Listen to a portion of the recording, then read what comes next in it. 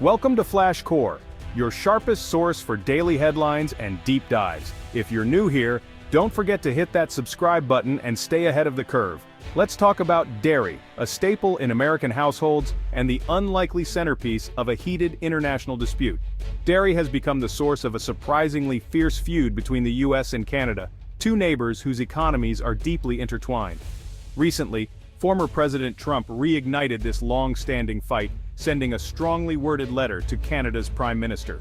In it, he demanded a total overhaul of Canada's dairy trade rules, accusing Canada of unfairly protecting its farmers at the expense of American producers. His threat?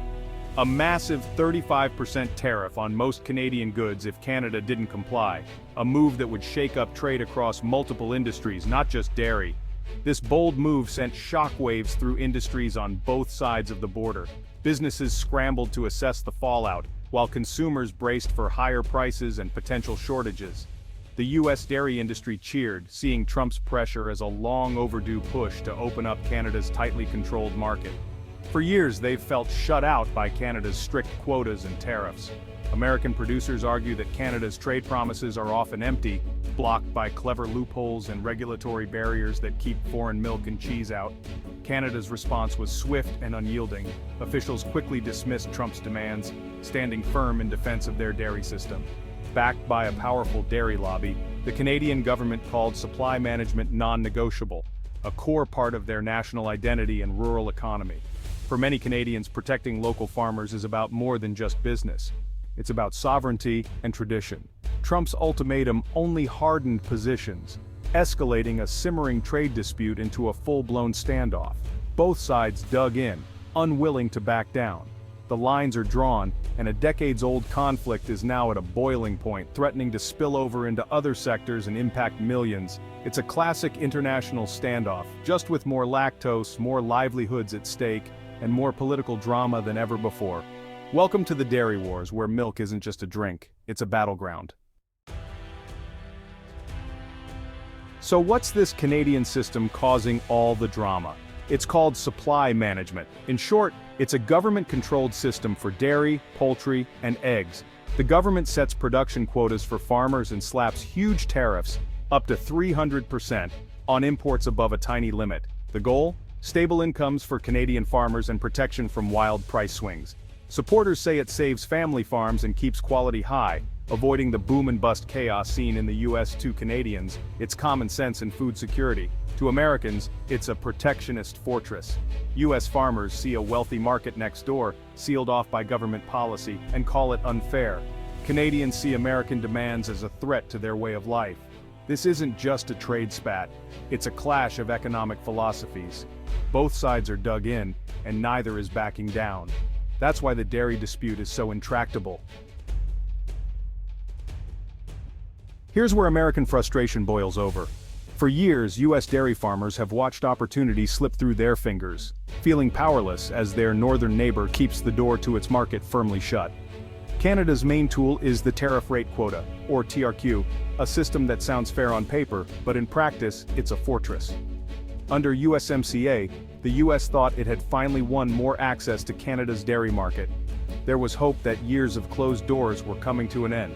But here's the catch. Once the quota is filled, tariffs shoot up to nearly 300%.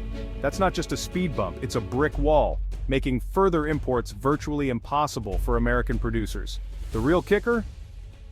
Most import licenses go to Canadian processors who have little incentive to buy American dairy. They control the flow, and they're not eager to let in the competition. It's like giving out concert tickets to people who don't even want to attend the show. The seats stay empty, and the music never plays. The result? Quotas that were supposed to open the market are barely used. American dairy sits on the sidelines, while shelves meant for imports gather dust. The U.S. has challenged this system twice under USMCA panels, winning once, but Canada simply tweaked the rules, sidestepping real change. The second panel sided with Canada, leaving U.S. producers feeling like they're playing whack-a-mole. Every time they solve one problem, another pops up. American dairy leaders call it a masterclass in bureaucratic obstruction. They say the system is so complex, it's almost impossible to navigate. On paper, Canada meets its obligations. In reality, little changes for U.S. exporters. The border remains closed and American dairy is left out in the cold. The loophole is legal but infuriating. It's a technicality that keeps the market closed while pretending to play fair. The system is designed to frustrate, and it works. Every step forward is met with new obstacles, more paperwork, and endless delays. No wonder tempers are flaring. For American dairy farmers, it feels like the game is rigged, and the frustration just keeps building. Why are U.S. farmers so angry? Because they're drowning in milk. American dairy farms are hyper-efficient, producing more milk than the domestic market can handle. Export markets are essential for survival. Every unsold gallon is a loss. Farmers look north, expecting new trade deals to open Canada's market. But the quota system kept the door shut, leaving them feeling betrayed. When supply outpaces demand, U.S. milk prices crash, pushing family farms out of business. Canada's closed market isn't the only problem, but it's a big one. For many, Trump's tough talk resonates. They want a level playing field, not a handout. Their frustration is real, and it's fueling political pressure for a harder U.S. stance. The stakes are high. Livelihoods, communities, and the future of American dairy are on the line. The longer the dispute drags on, the more desperate U.S. farmers become, and that desperation is driving the conflict. Canada just made compromise nearly impossible. Parliament passed Bill C-202, making it illegal to weaken supply management in future trade talks. Canadian negotiators are now legally barred from giving the U.S. what it wants. For Washington, this is a clear sign Canada won't budge. Negotiations are dead on arrival. The move is wildly popular at home, especially in dairy-rich provinces. But it's a diplomatic headache, locking both sides into a stalemate. The U.S. is left with few options but to escalate. Tariffs are now back on the table. Canada, meanwhile, claims it's just defending its laws and farmers. The result? A deadlock with no easy exit. The stakes have never been higher. With talks stalled, Trump followed through, slapping new tariffs on Canadian goods. Canada hit back with its own counter-tariffs, targeting politically sensitive U.S. exports. Suddenly, it's not just about dairy. Everything from bourbon to oranges is caught in the crossfire. Supply chains are thrown into chaos, costs rise, and businesses scramble to adapt. The certainty trade agreements once provided is gone. Real people pay the price. Higher prices, lost markets, and economic pain on both sides. A Canadian company faces pricier U.S. steel. An American farmer loses a key export market. The cycle of tariffs and retaliation creates only losers. Two friendly neighbors are now locked in an economic fistfight. The damage is real and the end is nowhere in sight. Trade wars are messy and everyone gets hurt. The dairy dispute is just one front in a broader U.S. trade offensive. America is using similar tactics with other countries, pushing for access to protected markets worldwide. For Canada, the dairy fight is bleeding into other issues: digital taxes, border security, and more. The relationship is getting more complicated, and businesses are feeling the heat. Companies built on stable North American trade now face uncertainty and risk. Trade lawyers are busier than ever, helping clients navigate shifting rules and tariffs. The dispute is a warning. Even the closest partnerships can fracture under pressure. For decades, the U.S. and Canada built a model economic relationship. Now, nationalist politics and clashing interests are testing its limits. The dairy fight is a symbol of deeper cracks in the alliance.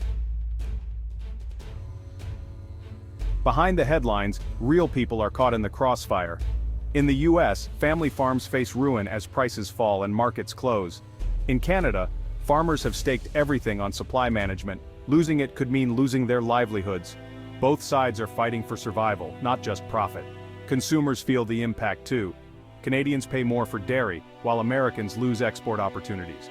Critics say supply management is an unfair tax. Supporters call it a fair price for stability. Meanwhile, businesses relying on cross-border trade face higher costs and layoffs. Tariffs ripple through the economy, hurting workers far from the dairy aisle. Trade wars are never surgical.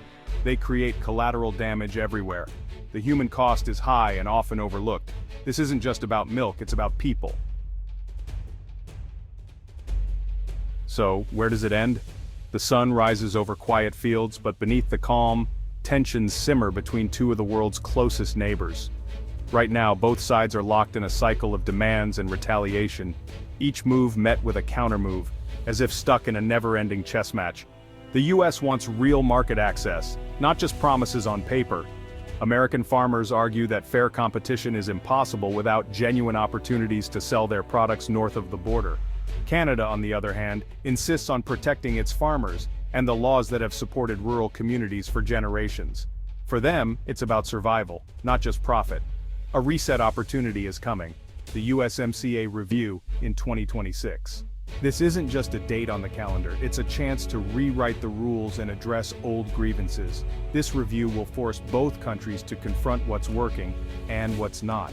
It's a rare moment to step back and ask, are we building a partnership or just papering over cracks? Will they find a creative compromise, or let the dispute poison the partnership? The risk of failure is real, and the consequences could ripple far beyond dairy.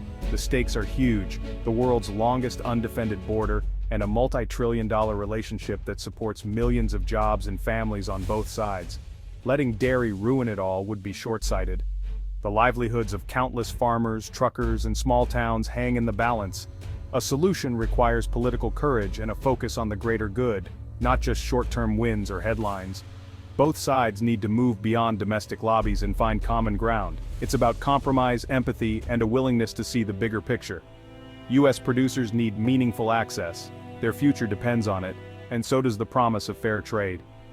Canadian farmers need a path to adapt with support to modernize and compete in a changing world. The alternative? Endless trade war with our closest friend, leading to higher prices, lost jobs, and growing resentment. It's time to stop crying over spilled milk and find a way to share the carton. Only then can this curdled relationship be saved for the benefit of all.